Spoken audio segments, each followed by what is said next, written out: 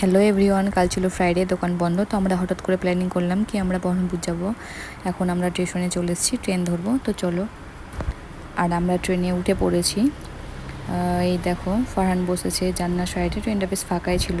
সে একবার দাঁড়াচ্ছে, একবার বসছে ওর পাপার কাছে, কী করবে বুঝতে পারছে না।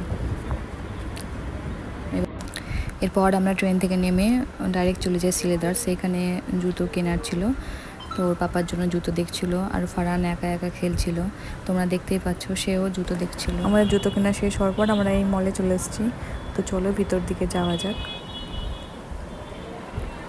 আজকে অনেক ভিড় ছিল ফ্লাইটের জন্য। এখন ফার্স্ট ফ্লোরে যাব।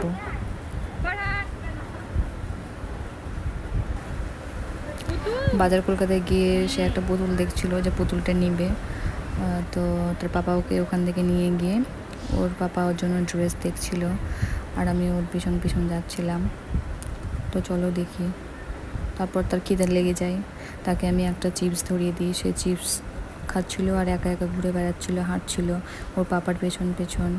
তারপর সে আয়নায় কী করছে দেখো, একা একা চিপস খাচ্ছে আর আয়না দেখছে। কি করছো তুমি?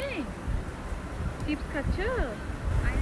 এরপর সে কোরিয়ান শপে গিয়ে পুতুলগুলো নিবে, তাই বলছিল, কান্নাকাটি করছিল পুতুল নেওয়ার জন্য। তারপর আমরা এখন ভিতরে যাব। দেখি, বাইরে থেকেই দেখছিলাম, আমি এর আগে কখনো যাইনি কোরিয়ান শপে। তারপর সে ভিতরে যাব, এখন দেখি, চলো যাওয়া যাক। এই দেখো, সে এখন এই পুতুলটা নিবে, এটা হাতে নিয়ে সে অনেক খুশি হয়েছে। তারপর সেখান থেকে বেরিয়ে আমরা আরেকটা ফ্লোরে উঠে যাই। সে একা একাই লিফটে উঠবে, সেই জন্য বায়না করছিল। তো এখানে বাচ্চাদের খেলার জায়গা আছে, সেখানে এসে সে গাড়িতে চাপার জন্য বায়না করছিল, আর ওর পাপা টিকিট কাটতে গেল তাকে চাপানোর জন্য। তারপরে সে বসেছে গাড়িতে, চুপচাপ দেখছে এদিক ওদিক কী হচ্ছে, এত লাইট।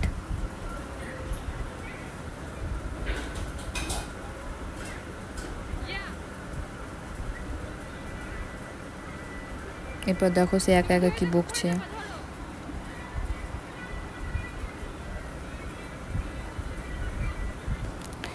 তারপর সে অনেক বায়না করছিল যে উঠবে না, ওর বাবা জোর করে তাকে উঠিয়ে নিয়ে গেল। আমরা অনেক রাত হয়ে গেছে, এখন বাড়ির দিকে যাব, কিছু খাওয়া দাওয়া করব।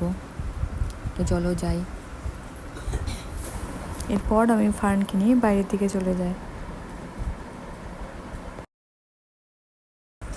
আমরা মল থেকে বেরিয়ে ডাইরেক্ট স্টেশনে চলে এলাম টোটো ধরে।